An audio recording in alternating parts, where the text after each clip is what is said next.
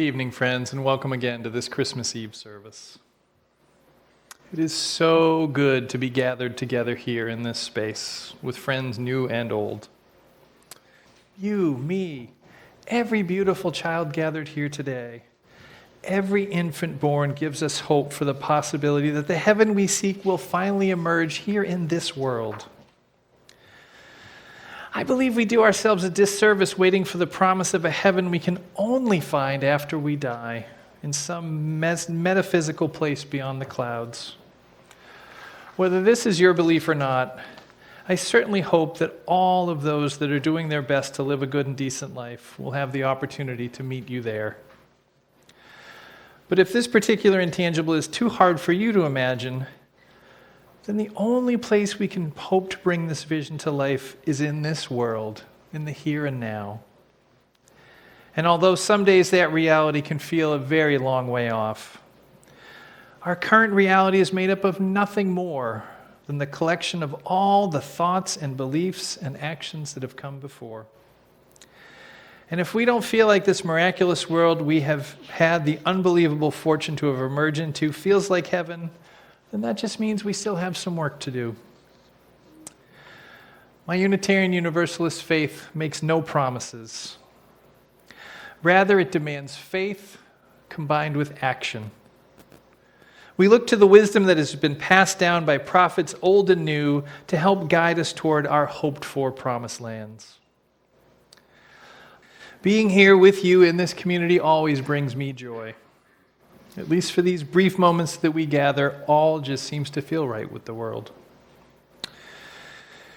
Tracy and the music makers shared the hymns and songs they wanted to use tonight, and I've attempted to knit them together into a cohesive story. I'm always so grateful to have collaborators because they provide the elements that have inspired them in this moment. And then I get to see where those inspirations take me. And it was clear to me when I was given these selections that there's some heaviness in the world that just needs to be acknowledged. So that's where I began. The truth is, we can't change what's happening all the way over in the Middle East right now, or on the borders. We can't feed every child that is hungry tonight. We just can't. Those problems are all societal level problems, and they are too big for any of us to fix on our own. But the Christmas holiday celebrates the birth of a prophet that was sent to share the very lessons we actually need to learn once and for all, if we are ever to have any chance of success of bringing these miracles to life in the long run. We look to the light of this season with the hope that perhaps we can collectively finally learn these lessons and embed them so deeply into our homes and our neighborhoods and our churches and our schools and our workplaces that their effect can actually spread throughout the world to solve all those problems that we see. We can't solve the enormous problems we see on the TV screens or on social media overnight. But we can, perhaps, change how we interact with the homeless person we meet on the street. Or maybe that cranky person behind us in line at the supermarket.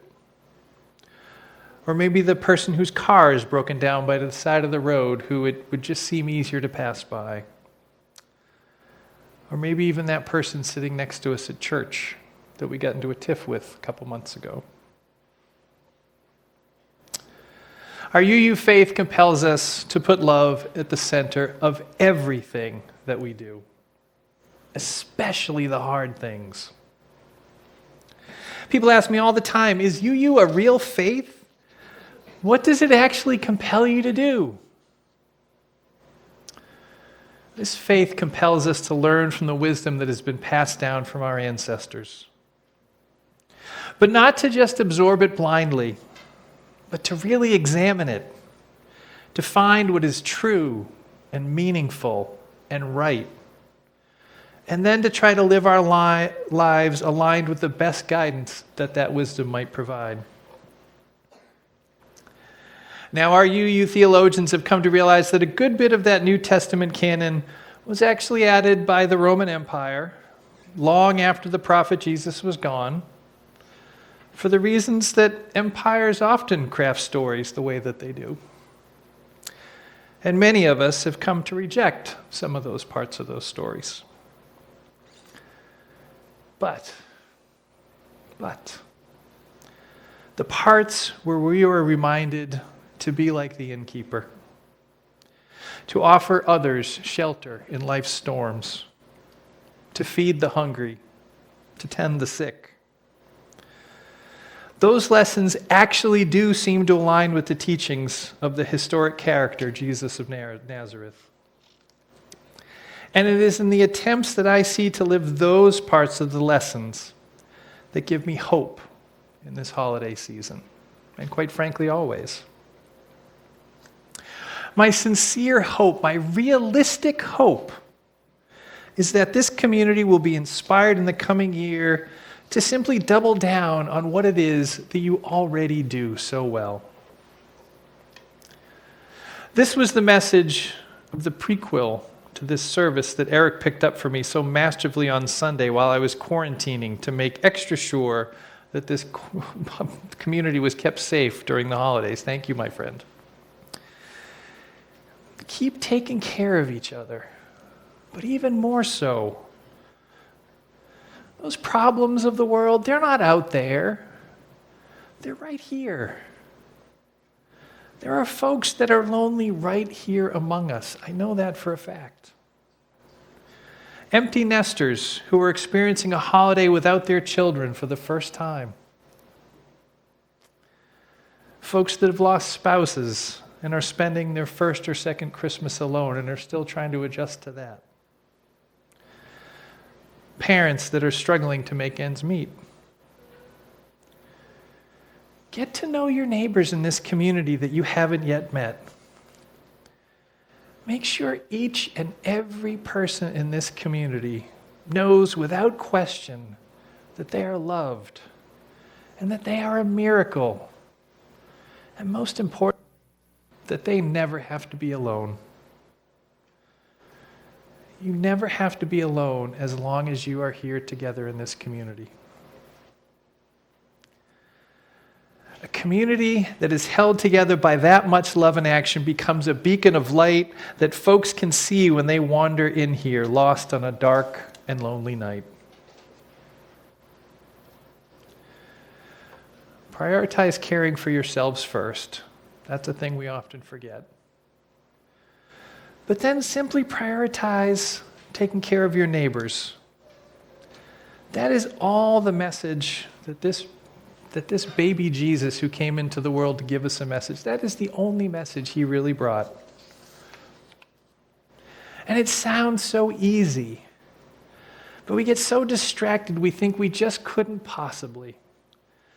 There's so many tasks on our list and so many big, scary problems in the world. Don't worry about the whole world. Simply strive to share your gifts with each and every person you meet, and encourage them to do the same if and when they can. And that, my friends, is how the miracle of Christmas can spread through the world. And that is what each child that is born on Christmas Day and on every other day should be reminding us to do. Be the change. Spare some change. Give a hug. Don't be afraid. Give somebody a hug. Ask them first. Give them a hug. Deliver a meal. Those are the only gifts we really need to give to bring the hope of this season to life across this worthy world. Let's make it so. Amen. And Merry Christmas. When the song of the angels is stilled, when the star in the sky is gone, when the king and the princes are home, when the shepherds are back with their flock, that's when the real work of Christmas begins. To find the lost, to heal the broken, to feed the hungry, to release the prisoner, to rebuild the nations, to bring peace among others, and to make music in the heart.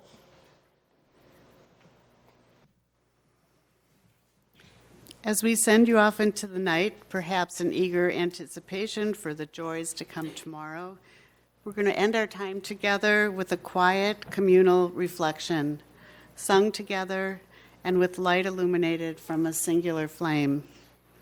So you're invited to grab the lyrics, which are in your order of service, the green sheet, and your candle. Does everyone have a candle? And make your way to the front. We're going to light our candles from the chalice here, and then we'll form a circle around the sanctuary.